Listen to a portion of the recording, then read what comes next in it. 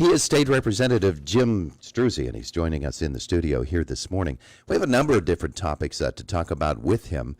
He just told me something that is actually breaking news that we want to get to in our conversation as well, which is presented by Marcus & Mack, voted best law firm and best personal injury lawyer 4 years in a row in the Best of Indiana County contest. Visit them online at marcusandmack.com. I asked Representative Struzzi to come in and visit with us today to talk about a consent decree approved last week that is going to allow two power plants here in Indiana County that had been scheduled for retirement in 2028 to keep on rolling and putting out juice. And it's absolutely necessary, Todd. You look at the weather outside today, that baseload energy that we have been unfortunately missing over the past few years as we see plants like Homer City decommission, the coal-fired electric generation and the wattage that came from that going away. I think people have realized, especially as you see what's happening with the PJM grid, that we need that baseload power because we simply can't replace it fast enough. So the fact that we are allowing KeyCon and to continue to produce baseload energy, I think is not only so vitally important for Indiana County, but for our entire region, state, and the PJM grid. In other states, such as California, they have rolling blackouts where people are just, their lights go off in the middle of the day and stay off for hours because they just don't have the power for them.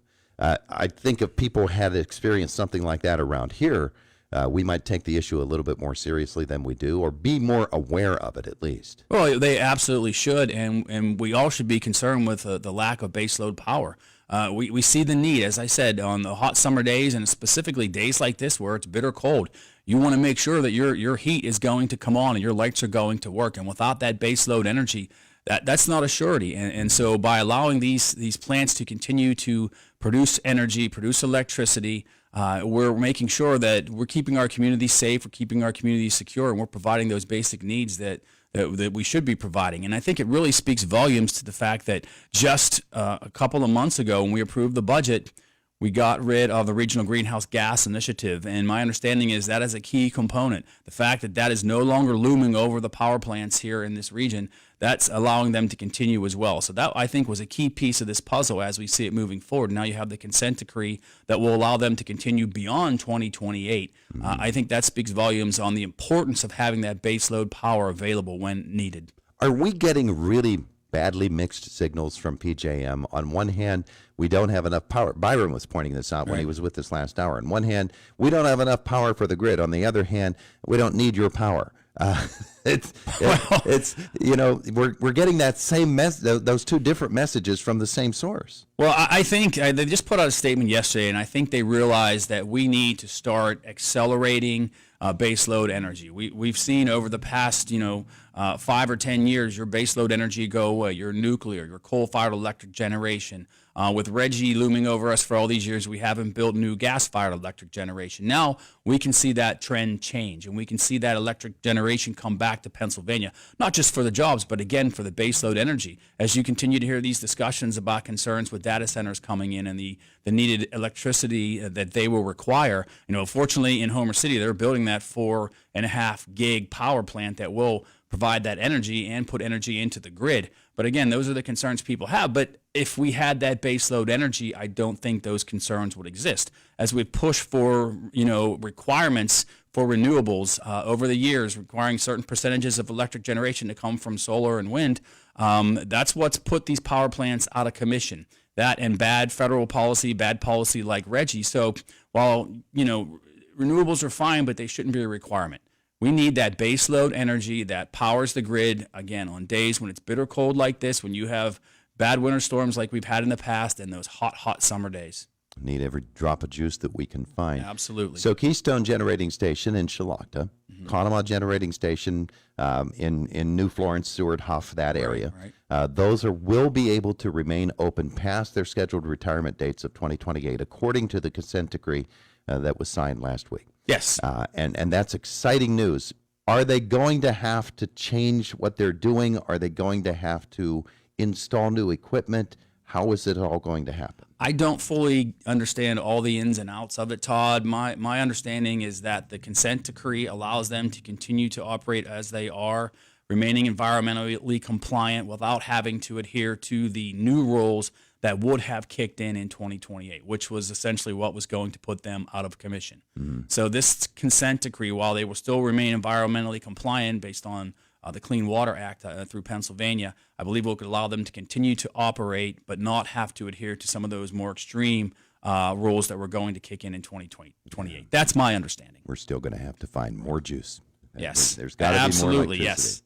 And that creates opportunities, though, as well. Yeah, it does. It does. And from that standpoint, it becomes pretty exciting news. All right, speaking of news, you have some for us today. You've got some of your colleagues coming here to Indiana County and really looking at what Indiana County is doing as a model for rural health. Well, absolutely. As you've seen here in Indiana County over the past few years, we've taken great strides to address the rural health care crisis, the lack of doctors and nurses in rural areas, the lack of effective health care, hospitals closing in rural areas. What we've seen here in Indiana County with Indiana Regional Medical Center, with IUP, the proposed new School of Osteopathic Medicine, the partnerships, the residencies, everything that's been happening in rural health care here in Indiana County and across the region with the work that IRMC is doing are creating solutions to the rural health care crisis. And we know that that's happening here locally, and I want to be able to share that across the Commonwealth because I believe these are solutions that can help in other rural areas in Pennsylvania. So I've invited the House Republican Policy Committee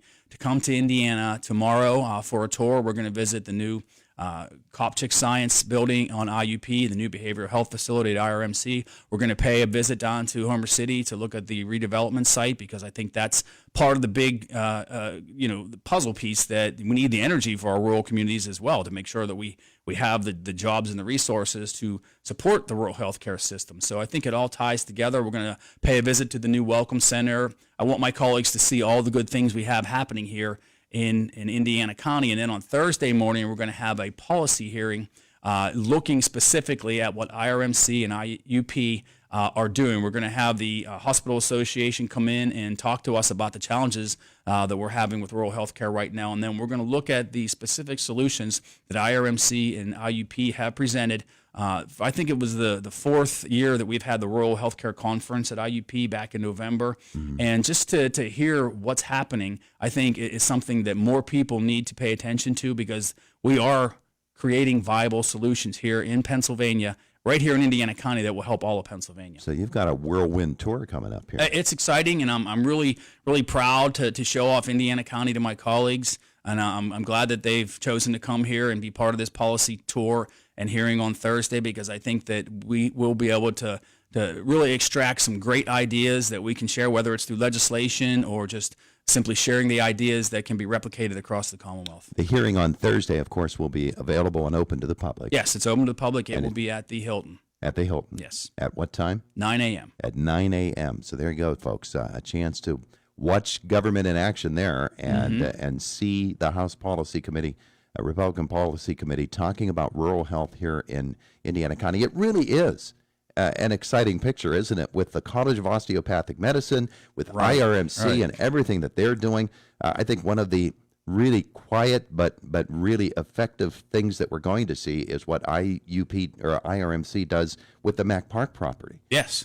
In the next 10, 15, 20 years. This is so really much potential. The door's beginning to open here. Well, it is, and what you'll see is, and you are seeing it, are doctors coming to Indiana County, coming for the School of Osteopathic Medicine or the residency program or all the other great things that are happening here locally, and they're staying here. We're going to see our population increase in a good way. Our demographics hopefully will bring people back to Western Pennsylvania, and I think what we're doing here at IUP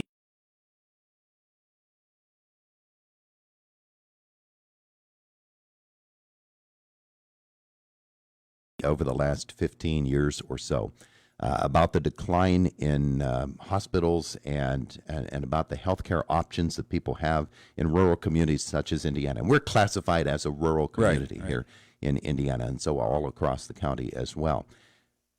The folks at IRMC and the folks at IUP and the folks in Indiana County that are running Indiana County government, they've got a vision, don't they? Absolutely. And so do you and Senator Pittman a vision for what Indiana County can be. And we're watching that play out, and that's why people are noticing and want to come to Indiana, see what's going on here. Well, and I think that's a great credit to the leadership in Indiana County, to Steve Wolf, to Dr. Driscoll, to the Center for Economic Operations, and all of us pulling really in the same direction, because we do have a shared vision.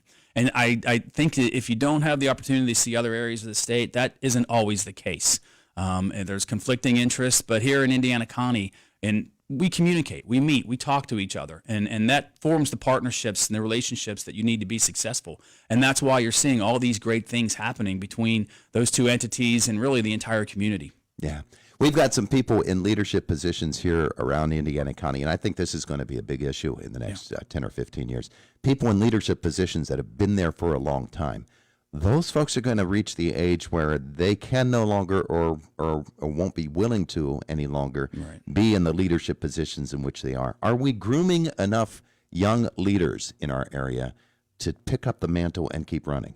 Well, I would certainly like to think so, Todd. This was a concern that I had back when I was chamber president. We started the Chamber's Young Professionals organization, where we were bringing people in under 40 to kind of show them, like, hey, we're going to need future leaders here moving forward. And so I applaud what the Chamber has been doing. I'm really excited for the new Welcome Center and all the work that they've been doing to create those skills in education and really prep our future workforce.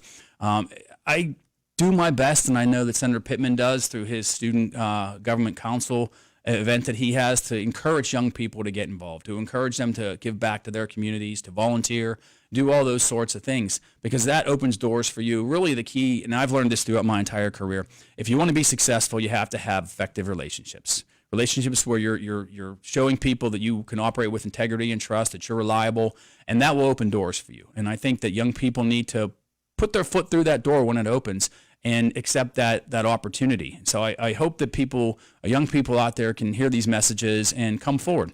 Anytime any young person wants to stop in my office for advice or even some type of internship or something we can offer in Harrisburg, we want to be able to do that. Getting them here to IRMC, getting them here to IUP, as this county expands with the coming of Homer City redevelopment, getting them here and keeping them here. Going to be the right Absolutely, keys. And we need to make sure we have that continuity between the university and the community, again, between the hospital, between the Homer City redevelopment project. All these things tie together, and that's really what makes our community great and has such great potential now moving forward. It's pretty exciting stuff from State Representative Jim Struzzi this morning. Thanks so much for coming in. Absolutely, Todd. We appreciate it. Happy to be here. The voice of Indiana County, WCCS 101.1 FM, AM 1160, WCCSradio.com. They probably do have an extra paintbrush down the street. I don't know. I'm not quite dressed for it, but we'll see. We appreciate your time. Thanks. It is Indiana in the Morning. It's WCCS. Fox News coming next.